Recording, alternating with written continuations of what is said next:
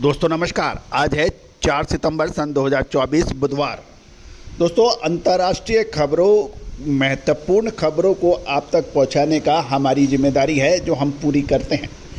खबर निकल के आ रही है कि इजराइल के प्राइम मिनिस्टर नेतन्याहू ने की कठिन शर्तों से इजराइल और हमास के बीच युद्ध विराम को लग सकता है झटका, और अमेरिका और ब्रिटेन भी अब पीछे हट सकते हैं।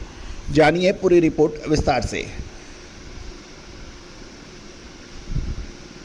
दोस्तों अजय स्ट्रो मनी गुरु आपको हर महत्वपूर्ण घटना का पूर्व विश्लेषण अनुमान देने का प्रयास करता है।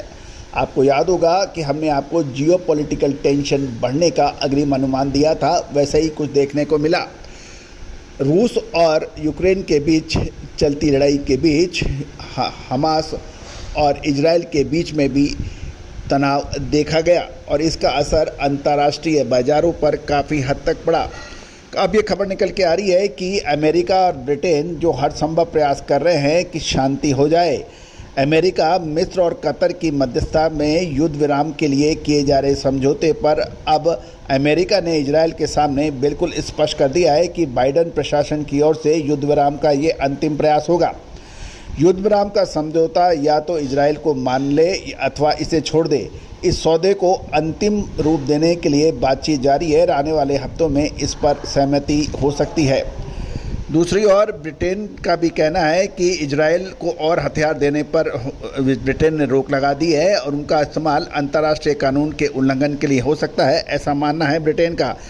इजराइल के 350 हथियार निर्यात लाइसेंसों में 30 को निलंबित कर दिया गया है, और रोके गए निर्यात में फाइटर जेट, हेलीकॉप्टर व ड्रोन पार्ट्स शामिल है। दोस्तों खबर ये निकल के आ रही है कि इजराइल के प्रधानमंत्री श्री बेंजामिन नेतन्याहू ने युद्ध विराम के समझौते के पहले चरण में बंदूकों को छोड़े जाने के बदले गाजा मिस्र सीमा में 42 दिनों के लिए इजरायली सेना की वापसी को अस्वीकार कर दिया है। इसके बाद विपक्ष और नेतन्याहू के बीच में मतभेद बढ़ गए हैं। इवन इजराइल के अंदर नेतन्याहू का विरोध लगातार बढ़ता जा रहा है, और विपक्षी नेता यायर लैपिड ने आरोप लगाया है नेतन्याहू हमेशा के लिए युद्ध चाहते हैं। वहीं नेतन्याहू ने जेरूसलम के एक दुर्लभ प्रेस कॉन्फ्रेंस के दौरान अपने खिलाफ आरोप पर जवाब देते हुए कहा कि मिस्र गाजा सीमा पर फिलाडेल्फी कॉरिडोर पर इजरायली सेना को तैनात रखना रणनीति के लिए ज़रूरत है। फिलाडेल्फी कॉरिडोर को हमास के लिए ऑक्सीजन बताते हुए नेतन्याहू ने कहा, अगर इजराइल फिलाडेल्फी सीमा से पीछे हटता है तो हमास पूर्ण हथियारबंद हो जाएगा और पुनर्जीवित हो जाएगा, और इजराइल यहाँ कभी वापस नहीं आ पाएगा। इसलिए हमास की ओर से 7 अक्टूबर जैसे अनेक नरसंहारों को अंजाम देने की आशंका हमेशा बनी रहेगी। गौरतलब है कि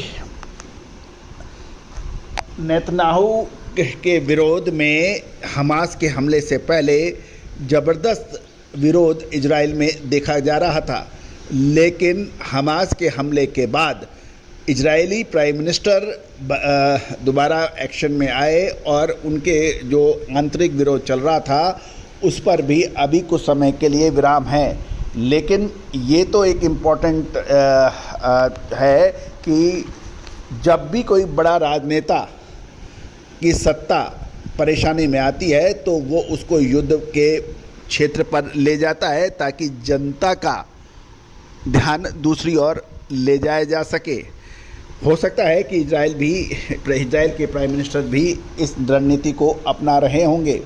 और दूसरी ओर हमास ने धमकी दी है कि हमास के कासिम ब्रिगेड के प्रवक्ता अबू उबैदा ने कहा है कि इजराइल बिना समझौते के सैन्य दबाव बनाकर बंदूकों को छुड़ाने की कोशिश करेंगे तो उन्हें हम ताबूत में रखकर वापस लौटाएंगे। फैसला कर ले कि वह बंदूकों को जिंदा वापस चाहते हैं या उनके शव।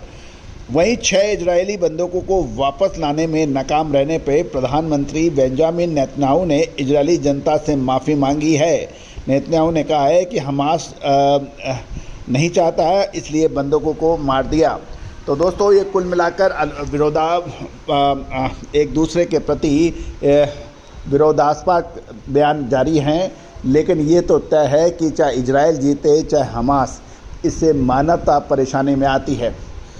उन लोगों के बदले हजारों लाखों लोगों को बेघर कर देना और बच्चों और महिलाओं को भी युद्ध प्रभाव देखने को मिलते हैं, उनके दुष्प्रभाव से परेशानियां होती हैं। नेताएं अपनी सत्ताओं को बचाने के लिए ऐसे प्रयास करते हैं जिससे लेकिन आम जनता इसके लिए परेशानियां उठाती हैं। कौन सही है कौन गलत है, ये हर खेमे के लोग अपने लोगों को सही और दूसरों को गलत साबित करते हैं। दोस्तों, आपका क्या कहना है कि ये इतना नरसंहार उचित है या नहीं, या अब होनी चाहिए शांति? अपना नज़रिया कमेंट बॉक्स में अवश्य दें। All the very best, good luck, happy trading.